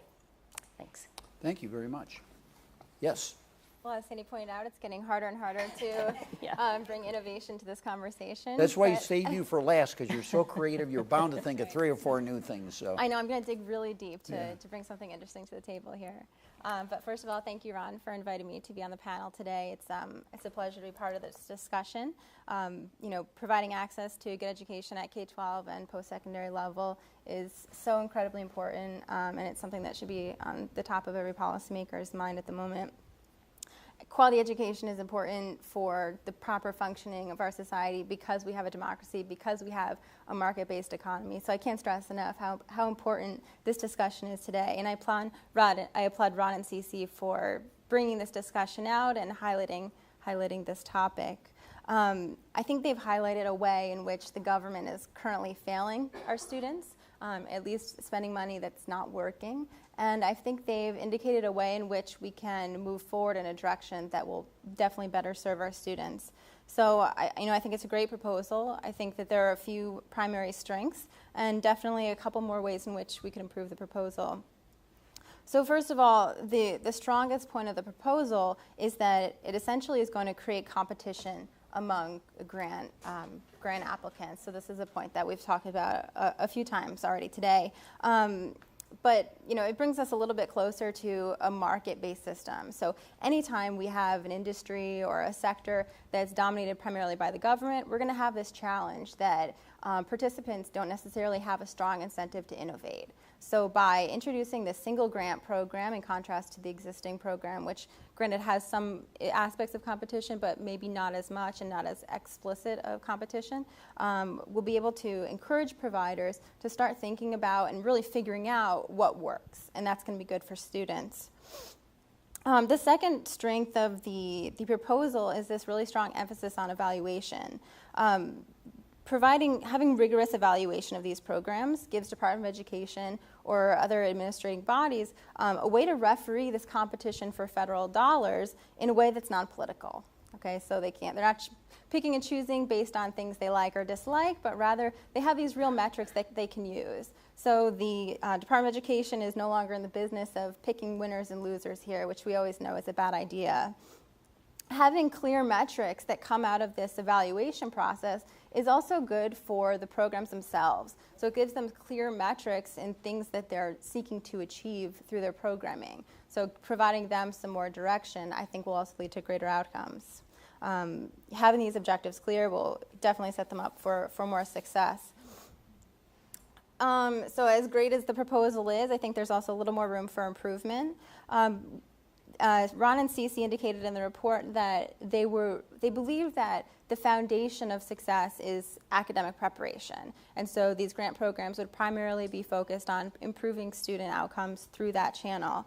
And my feeling is that this is going to be missing some low-hanging fruit in this issue of college access for low-income students. So Harry pointed out that there are a variety of barriers to college access for these low-income students, and it's pretty well documented that information is a big one. It's a big one that we also know that we can impact a lot of change with relatively inexpensive interventions. So if we're thinking about how to best spend these dollars in terms of creating the biggest change in student outcomes, I think we don't want to ignore these types of interventions, even in this grant program that's based on academic preparation. So I guess what I'm suggesting, my recommendation is to be more agnostic about the mechanisms through which the programs are going to achieve these better student outcomes, and allow for a diversity of approaches, and some of them could possibly be information interventions. The last point I'll make is that I think the proposal could be improved simply by recognizing that not all students are going to be made better off by going to college. These students who are on the margin of not going to college or going to college may be the students who are most likely to not complete, or the most likely to take longer than the 4 years, so they're incurring the greatest costs in going to college. Maybe it's also the case, and I can't speak too strongly about this because I don't have the evidence, that conditional on graduation, their employment outcomes or their rates of underemployment are the worst. Okay, so we want to be careful when we evaluate these programs that we're not looking at short-run metrics as an indicator of success. For instance, if we just measure the success at getting students to enroll in college, maybe the case that the program is pushing all these students past the threshold of enrolling in college, then they're all dropping out and having, a greater amount of debt and less capacity to repay. So we want to look at long-run metrics, which I think is part of the proposal, but perhaps we could make it more explicit. We want to look at graduation rates, on-time graduation rates, and ideally labor market outcomes, even though it's going to be more challenging in terms of program evaluation. So in general, I think it's a great proposal. Emphasis on evaluation is always a step in the right direction, in my perspective. So I support what you all have done here. Okay, so let me make a couple of comments first. I'm in a kind of a position that I'm not comfortable with because I'm the moderator. That means moderate and don't take sides. But I wrote the proposal and you're criticizing it, so these are very thoughtful comments. I don't disagree with anything I heard. These are all important problems. They're not solved for sure in a 3,000-word policy brief, and there are some big issues here. One thing that I want to clarify, though, that I think addresses several of the criticisms that have been brought up here is that this will be competitive. So there are a lot of programs out there now that have money that would continue to have money because they're high quality and good. And indeed, a major idea of this whole approach to using evidence-based policy is to get rid of crummy programs and to keep programs on their toes all the time. I think that's one of the problems with big grant programs, and it's just a way that we do govern in the United States. So we give people money, they get a year after year after year after year. It's a big step forward to make the money competitive, to have competitive grants rather than formula grants where we just give people money year after year after year and you wind up with Title I, I think is what happens. So that, I just want to make it clear that the good programs, there are a lot of good programs out there, no doubt. And this always happens. You have a range of programs. So the question is how to improve the whole network, and you're not going to have national impact unless you have lots of programs, networks, local control, and all that sort of thing. But you've got to make them live up to standards, and I think that is what we're learning. It isn't always from random assignment. I realize I got dismissed from the fraternity here of random assignment, but I made this statement many times. It all cannot. We need new technology for evaluating programs. I'm not all that concerned about the SES issues and creaming and so forth because I think you can specify all those things. We can measure those things. We can know what neighborhoods they're in, where they're drawing the kids, how poor the kids' families are, how much exposure they had to crime and family violence and all that. So I think we can make sure we can set standards for who they let in the programs, and we can adjust evaluations for those things as well. So I think there are some things to be done on the technical side that would help us address some of the issues been raised here. But I want to repeat again, I think the most important thing is these are really thoughtful comments. You know, we kind of put this thing out there, Cece and I dreamed it up, and no one else is. I haven't seen a proposal like this, so there are bound to be flaws in it. And the most important flaw, though, is if you close good programs just so you could have a competition, that would be bad. But I think if you set it up right, and we're learning from the Obama Evidence-Based Initiatives that you can do a good job of this and identifying good programs and make sure they get their money. One last point that I would point out to advocates who tend to get upset by this sort of thing because they think you're messing with their programs and, you know, this is not a good thing to do. If you can show success, I think this, even policymakers in Washington whom are not among the most popular people in the country, maybe some of you have noticed that, you come to Brookings to get these nuggets of wisdom, you know. But nonetheless, they are responsive to evidence. If programs work, I really that's one of the reasons Head Start has been so popular all these years, even though, you know, you could build a strong case it doesn't really work that well, but policymakers thought it did, and they supported it. It was like apple pie almost for year after year. If a program like this could produce impacts, I think policymakers would be willing to spend more on it. Maybe at the state level, maybe at the local level, maybe at the federal level, maybe all three, maybe some combination. So this is one of the main advantages of evidence to me, is that we can show at last that programs actually do work. We can move the needle. The area where you can see this just so clearly is in teen pregnancy, where we've not only have lots of good models and programs that have been shown by random assignment evaluations to work, but we've moved the national needle. Every year since 1991, except 2 years, we've reduced teen pregnancy. That's what you can produce if you have good research and show that you can produce impacts. And as a result of that, Washington has not only maintained funding for these programs, but increased funding for the programs, even in this age of tight budgets. So, so the main point is these are great points. It would take a long time to discuss them, but now the audience is going to rate. Oh yeah, go ahead. My comment is, Yeah. I think that our discussion of the importance of competition sort of makes it sound as though we're thinking about all these individual programs out there, each reinventing what they do and competing with each other. And obviously, if we're going to be successful, we need to think of this in a little bit more integrated way and figure out ways that programs can learn from each other and general principles and integrate our knowledge. And I think that is has got to be a key part of this. Yes, and that's part of our vision of what would happen. That's why the Department of Education would have more flexibility, that they could establish categories. For example, the upward bound math science does seem to be successful. The evaluation is not great, but there are lots of indications. It's mainly a flaw in the evaluation itself. It's not that their outcomes were pretty good. So maybe they want to preserve that. And God knows we need more math. People are competent in math and science. So maybe, and the department should have the flexibility to do that. Similarly, if they find something that works well, this is part of a response to your question, then they would think about encouraging programs. They get extra points if they do it, or even require it. You know, there are lots of things they could do.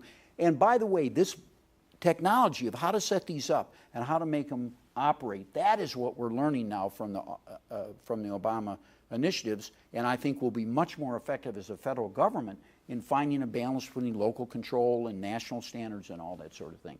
All right, audience, questions or comments? Yes, right here on the aisle. Wait till you get the mic. Keep them short, okay? That way we can get more questions. Marcia Hyman, Boston College. We have a 3-credit course that we give to first-generation, low-income, primarily minority students. For the last 30 years, we have never had fewer than 90% of them graduate in 4 years. Our program has been adopted by colleges around the country. It's been externally validated. The rate of graduation at community colleges, a 3-year rate is 70%, which is like 7 times the national average. But we're not in very many colleges, and the reason for this, I think, I've been trying to figure it out, but I think it's because colleges do not make data-based decisions. And that's a real barrier. Here is a solution that has many years of data behind it, publications, presentations at conferences, and even places that adopt, and we say, you will get, and it's been externally validated so that there's a 0.001 level of probability you get exactly the same results if you do it the way that we do it. Very few colleges do it the way. Are you going to get to a question here? Because my question is, very few colleges, even if they adopt it the right way. So how do you get the culture of the college to decide to do something that is data-based, that is proven, and it's not going to cost them any more money to do it the right way, but they don't. Some of them do, most of them don't. It's just weird. I'm looking at Sandy. No, I'm looking. These are student success courses? What? These are student success courses? These are courses in the first semester? It's one 3-credit course that has research-based metacognitive learning strategies that students should apply to all their content courses. If they do that in one semester to other content courses, they remain good students throughout their being in college. So MDRC did an evaluation of what they're called student success courses, what you're saying, in Florida, and they found very positive and statistically significant effects for particularly, I believe, I haven't read this in a year or so, but I believe it was mostly black males. And so, I mean, this is a conversation that people are having in higher ed. I don't have a great answer other than I think that higher ed in particular likes to grow their own and often are their own experts in data. But the student success courses are offered across the country, and at least in Florida, there appears to be enough homogeneity to be able to look at results statewide. Another question. Bell Sawhill. I have to call on Bell because otherwise I'll be in big trouble. Well, I apologize for the breadth of this question, but I want to challenge you all to think a little broadly. We have a whole volume here on post-secondary education, and it shows that we're spending an awful lot of money on post-secondary education. You know, the numbers vary. I think there was $160 billion cited in the volume. You know, the $1 billion that you talk about in the brief is very, very small compared to the total. I would like some more judgments and some more discussion. Let's accept that a post-secondary education is very important It's good for economic growth. It's good for individual opportunity, et cetera. But are we spending that money well? Are we allocating it between grants, loans, programs to improve preparation, other stuff appropriately? And, you know, you're all experts in this field, and I'd like to hear a little more discussion of that. I think that's a really important question, and I think we have to date erred too much in the direction of thinking that the problem is a lack of funds, and that if we just hand students money, they'll be able to go to college and be fine. And we have to stop thinking that that's the answer. It's like this conversation, a difficult conversation to have, because of course, many students don't have enough money. So, but that doesn't mean that that is the core of the problem. And I think that in many cases, it's absolutely right that we should stop and think about whether at least any additional funds, of which there may never be any, so marginal funds in one direction or the other, should actually go to some of the other things that have come up here, which include better ways of improving academic preparation, of providing, it's not just providing more information, we're suddenly in this thing where we're just going to provide more and more information, and there are 27 websites that you can go to and find out what the net price of your college is, but that's not the problem. The problem is people don't know how to use information, they don't know how to access it, they don't know how to use it, the information is frequently not accurate enough to be useful to individual students. So I think that that question of whether we should be thinking not about spending less money, but about spending money differently and really understanding the needs of students is very important. And as Harry mentioned, this Pell Grant reform that this group that I just chaired through the College Board came out with a proposal that says really what we need is to make sure students are making better choices, because they're just going off and going to college and then realizing it was the wrong thing to do. So I think we have to ask this question about everything that we're doing. Sandy, can you actually imagine that there would be reallocate? I know the politics of this is more or less hopeless, but that we could reallocate money from loans or from Pell Grants or whatever to, let's say, college preparation programs? Could you imagine that ever happening?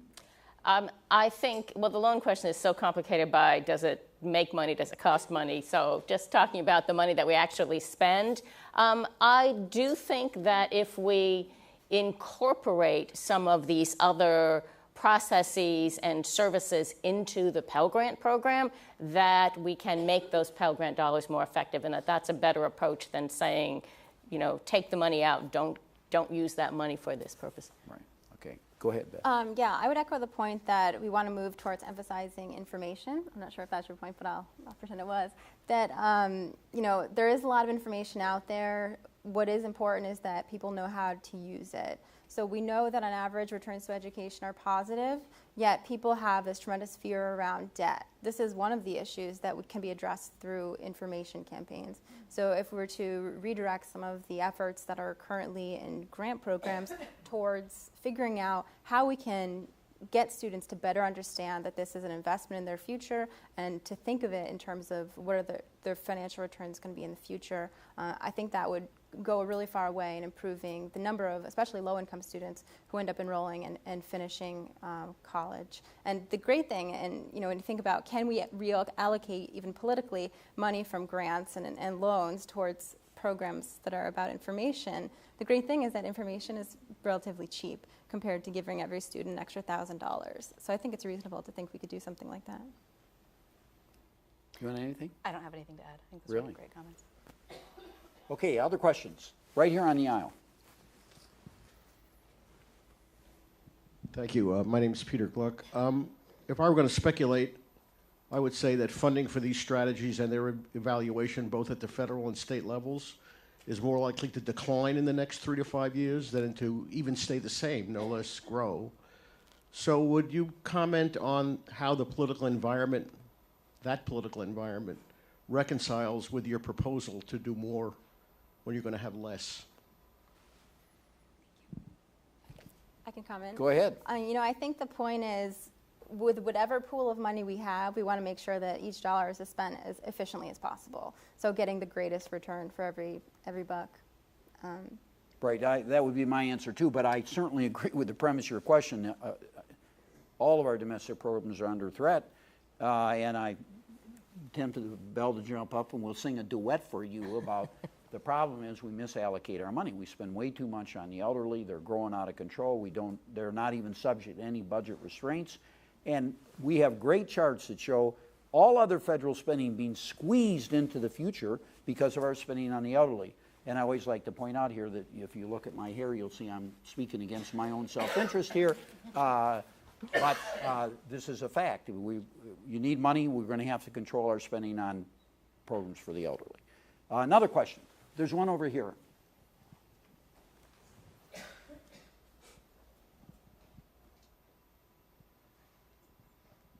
Cosby Hunt, Center for Inspired Teaching. I just ran into one of my, I used to teach high school, and I just ran into one of my students who graduated from college after 8 years. Good for him. I would love to see some kind of longitudinal study of DC public high school graduates. Other than earnings and degrees completed, what should we look for in that study? What do you mean by what should we look for? What should we pay attention to in terms of, we've talked a lot about metrics and so forth. So if we're going to follow the class of 2014 for 10 years after they graduate from high school, other than degrees completed and earnings, what should we be paying attention to? And divorce rates, maybe.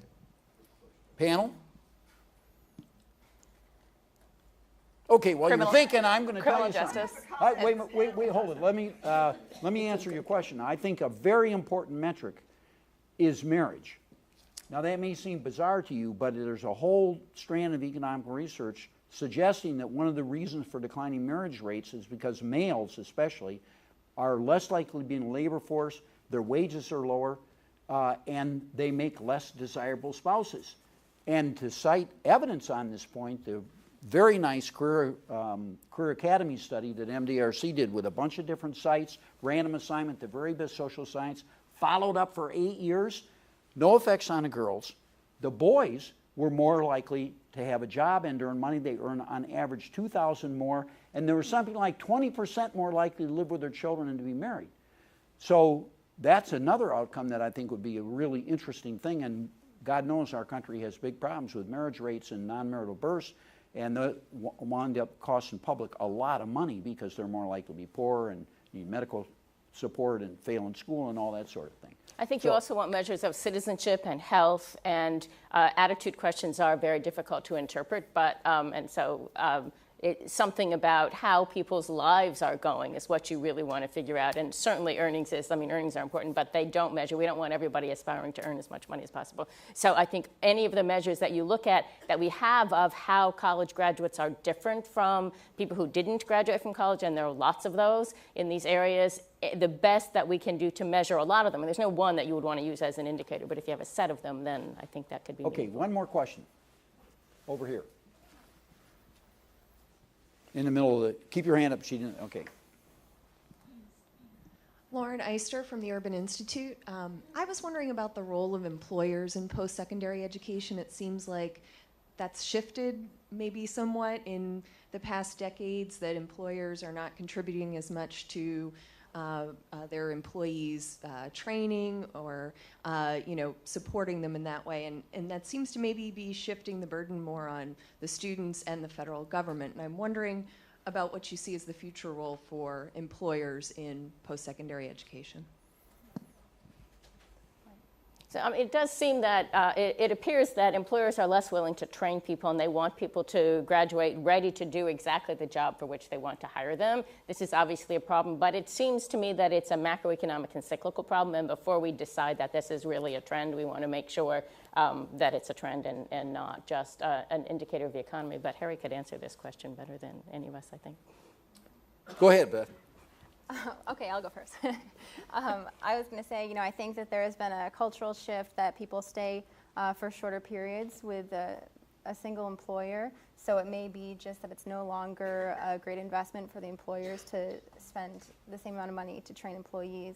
Alternatively, I would conjecture, and I haven't tested this with data, that the training is essentially part of the employee's compensation, and that if they're paying for their college degree, it's clear the tuition is could have been received in a salary, but instead it was paid towards the school. Even if it's in-house training, I think it's the same sort of story. So it may be the case that they're no longer paying for this training, they're no longer sending their employees to graduate school, but they're paying them higher wages to compensate.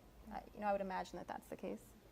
And don't leave out health insurance either, because that's a huge increase in employer spending. Yes? So, Harry, you'll have much more important things to say than I, but the one point I would raise that is a slightly different take is just the role on employers in defining what students should learn when they're in programs. And I think one thing we see, I did a study looking at expectations in the health sciences in California, and the same name program all over the state has different learning outcomes, different expectations.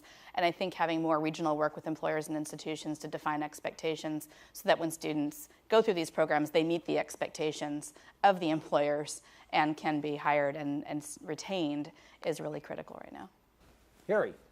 I think American employers do spend Here, look at this, Harry. This is Washington. If you get a microphone, take it. Exactly. I think American employers spend a lot training their professional and managerial employees, and they always have, but less below that level. There's actually two good reasons why they don't spend, especially below. Number one, they're skeptical about the quality of a lot of these employees and how well the training, whether the training will be productive. And secondly, they think the employee might leave tomorrow, in which case they blow their entire investment. So I think in some sense, it may never make sense to rely on individual employers to provide this. If you can do it through industry associations and other ways where employers don't have to bear the full burden, it's apprenticeship programs, there's other ways of making it more palatable to employers. And I think those are the things to think about. All right, we're done. Have a good lunch. Join me in thanking the members of the panel. Thank you.